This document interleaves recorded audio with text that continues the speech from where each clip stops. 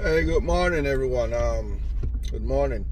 Hey, I wanted to make a short video concerning my 2018 Ford Expedition and just to share some knowledge with some other owners, right, of the Ford Expedition 218 and possibly up unless things got switched after the 18, the follow-up models they kept switching stuff. But 18 is the new V6 EcoBoost F-150. I'm over 100,000 miles. Nothing bad to say about the truck. I love it. I enjoy it. But there are things that can happen to you. And I just had an experience that I want to share with y'all that actually could have put me, trust me, could have put me in a real bad situation. And I know many of y'all have heard these things with Ford and GMC as I've gone to auto part places and even the service parts department at my local Ford, and they said the same thing. Now, and I'm gonna make another video to show you all exactly which one it is because I'm driving right now, but it had me down for a week. You can do it yourself, just nice and easy. It's just a pain to take it off. And I'm talking about those inlet cooling hoses. It's two of them that have this plastic wires. And those plastic wires, they're so thin and they get brittle and all that stuff because it's hot coolant running through it, and this is plastic. So this is a problem forever with Ford and GM apparently, where they're using those plastic wires, and people say after 60,000 miles they go bad or whatever. I didn't have that issue. My vehicle was always going in for service up to 100,000 miles. That's where my warranty is over. Of course, I'm still gonna take it for service, but now I'm gonna pay. I had an overheat. The truck overheated last year after service. I had to literally stop, and it was out of coolant. I put coolant, then I took it back. And all they service it, whatever, they say, oh, I'm cracking. I think it was the coolant tank. I don't know where they said. Then this year, the last service I took it right before 100,000 miles, I did full service. I noticed the fan was running full high, the radiator fan. I'm gonna go into what actually happened when I'm talking about the hose, but and then I took it back. I like, hey, this is running high. I read that you're supposed to burp this thing properly. They took it in, they did whatever. Oh, yeah, good, we got it good. Yes, you're right. Ba ba ba ba.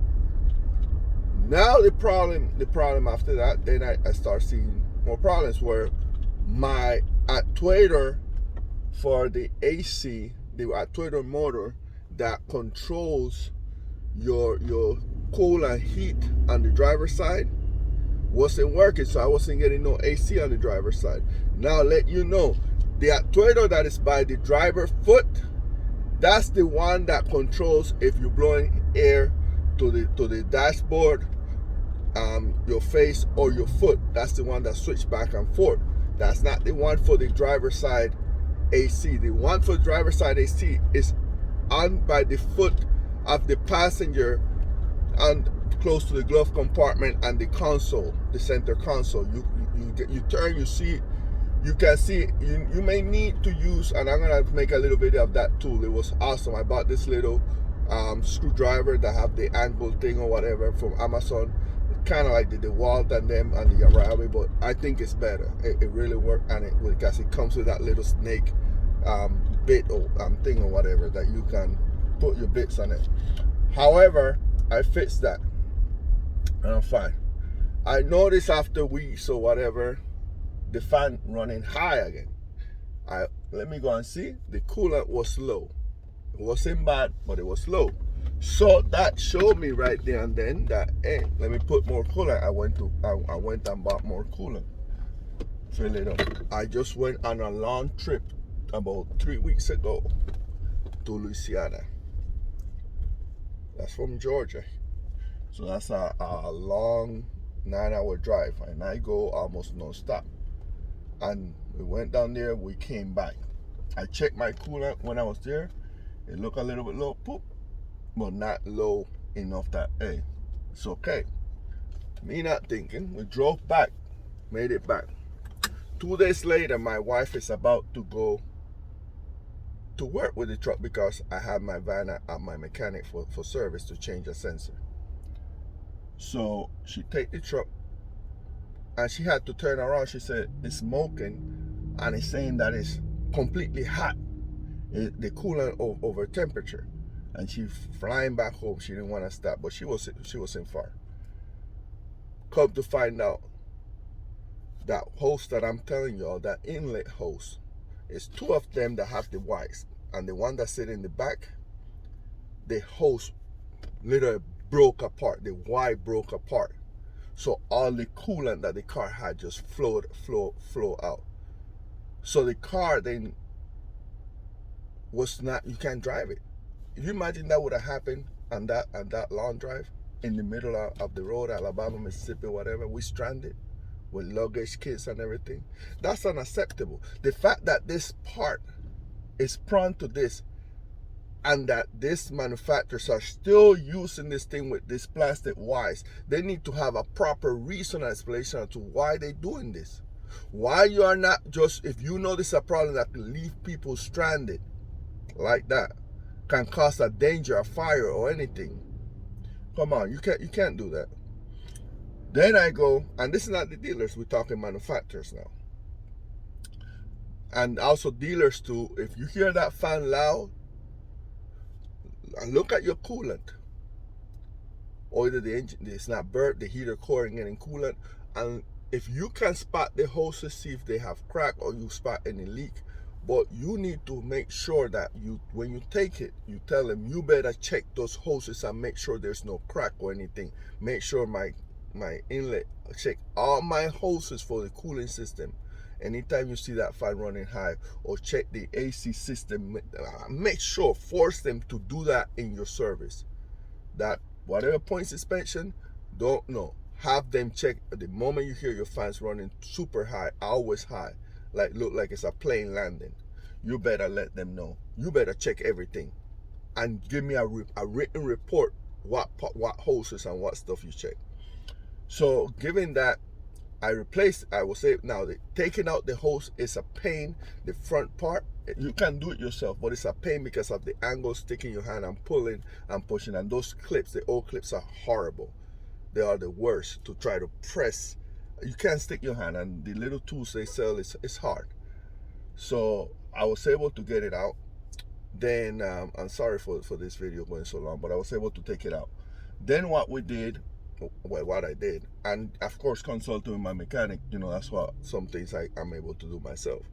I got a great mechanic. He not about trying to make all this money out of me. He about always to help me.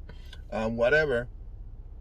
I took it out, and I'm gonna make another video quickly to show where this is and how you pull it out. The new hose, I got it from Ford, so it's like $150, I think. They're expensive. So I got it. They made a new different clip. It's better because it wraps around. It's not inside where you have to figure out a way to clip. It's just a wrap around thing, and you can actually take it off, install the hose, and then put the clip on, which is make it easy. But I didn't doing that. I replaced it, but the car was still saying that it was overheated, coolant over temperature, and it will say the gauge will show you like 200 hot, and it will say like 261 or something. It was just locked on that. No matter what you do, you start the car, you just turn it on, don't even start it, it will say that. So that's this fail. Now I was thinking something not right, a sensor is wrong or whatever, what's going on, what else. I went and changed the thermostat, thinking that was the problem. And that's another thing just to let y'all know, which I just changed the thermostat back. But what happened with that wasn't the thermostat, which makes the coolant, pass through, fresh coolant pass back to the engine out of that Ford. And I'm going to show y'all where that's located. And the reason why I need to, and also the reason why I need to show all this, even though all these cars have the similar engine, Ford likes to shuffle things around. That's what I'm seeing. So you may see a this car that having the same EcoBoost engine on the same system as the F-150 2017 or whatever, or 50, but the location of items is not the same. You can find all these videos, but you don't find no 2018 videos, and it's hard for you to deal with your vehicle, or even have somebody guide somebody or tell your mechanic it's here or there, because you can find no information on this vehicle. Of course, they're newer, but issues happen. Okay, now I want to show you where the thermostat is, in case your thermostat is binding or it's a problem. But I changed the thermostat. Now people say, oh, Ford thermostat is 195 degrees, is why so high, whatever. And you know, a lower one at 187 is good. I bought a 187 from AutoZone, and I put it on, and I drove it all last week, and I kept noticing the gauge, the temperature sometimes would show up 234 degrees, 238, and then drop it. That means that thermostat, you know, it's a reason why Ford used 195. I guess to keep that coolant moving faster, to keep refreshing this engine, because it gets hot. And I got the bigger axle, because I got the towing package in this one. This was the first model I bought it. This was the first one that they had in Georgia at Aikens Winder. It's good. I love it. Now, what happened now? How I removed the code, by the way. You can't drive the car after you change the hose. If it's still that lock like that, you try to drive the car, it will not go over 3,000 RPM, and the car will barely move, will be crawling and misfiring and switching stuff.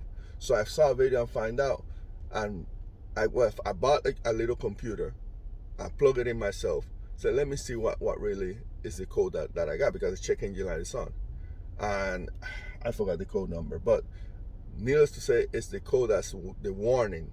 So what it does, they have a fail safe for you not to burn your engine. That's good though, I like that. So what happened, it was still on the fail safe. What it does, it first throw you that warning, and I forgot the name of the sensor, but it's a sensor that cylinder temperature sensor, something like that. But it sends you the warning to scare you, for you to stop. If you don't follow that, then what it does is start cutting like the fuel and the air intake supply to the engine, so it's not much combustion, and then it start kind of like misfiring, like causing the cylinders shut on and shut off, kind of something like that. And so the car, really, you can't drive it.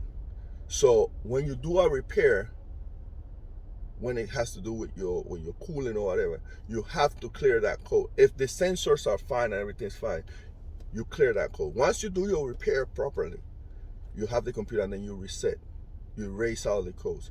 That wiped out everything, and the car went back to normal. Then it was drivable. Then, of course, I changed the thermostat, so I went driving. I noticed the temperature, and yesterday I changed back to the original thermostat that I had there, the Ford one, the 195.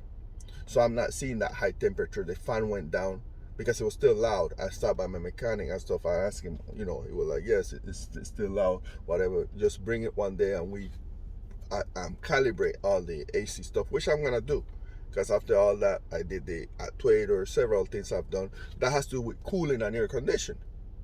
So that's something that you have to be aware.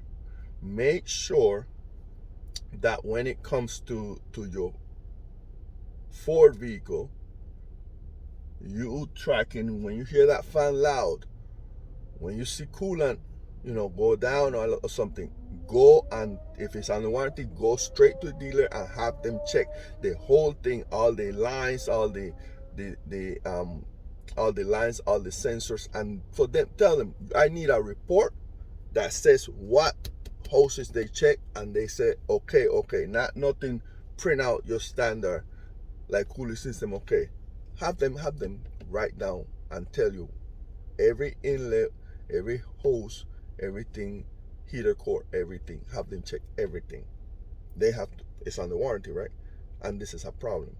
And every time you hear that loud fan, sometimes it will run loud with your AC, but if at some point you turn it down, or it's a cool day, or you haven't been driving that much, and that fan running like a plane, full speed, have them check everything. Don't let them just tell you, oh, that's normal, that's fine, or it's hot or whatever. You do it. No, you have to be able to see go up and down. I should be able to go down. Now that I changed the thermostat, I'm perfect. It's handling the fan is going fine. I'm not having, and I'm sitting in it right now, and I'm not having that airplane heavy sound. I just turn on the AC, and I can hear the fan kick in. One step up, but still not as high as it was. I'm gonna make another video with that. What is to say, what I want to leave y'all with, 2018 Ford Expeditions and up, it's hard to know where things are because there are no videos out there. All those other videos, they don't match. So some things might be in place, some things doesn't. For example, like the plug to drain the coolant, like the radiator under the engine, I kept looking exactly where they said they have the ones for the F-150. No, I don't see nothing. It's not there. So I don't know. As a matter of fact, I got another smaller kind of radiator under the other radiator. I don't know what that is for. Again, I'm not a mechanic, but I'm very handy, and I like to research and find how to do stuff. And those were simple. I'm gonna show you all the holes in another video, how to change it.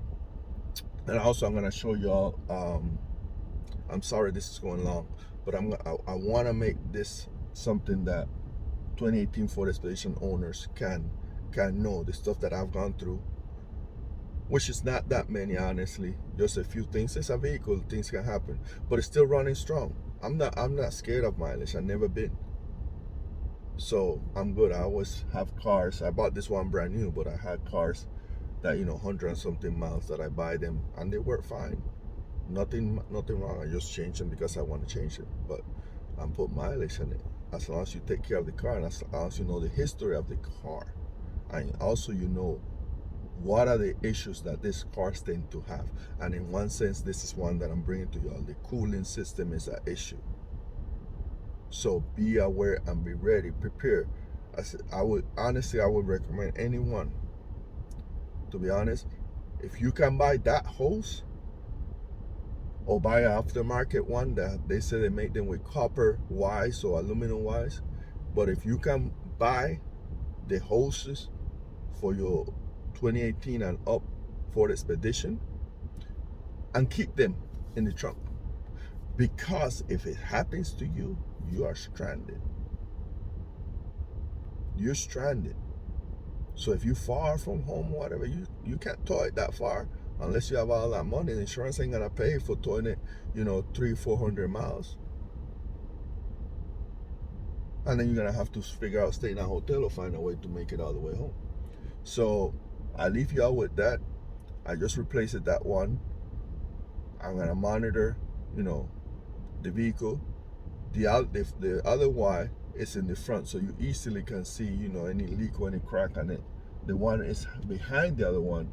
It's hard to notice anything happening to it, but you're gonna have to try to stick your hand once in a while and just touch around, see if you feel any crack or any rough areas. They're like, hey, something, this wire might crack. So make sure you do that. All right, I know I went too far long. I'm sorry. I'm just talking this morning. I'm going for a round of golf and a little bit behind, but I just wanted to leave y'all with this. I didn't want to forget about it and not do it. Y'all take care. Bye.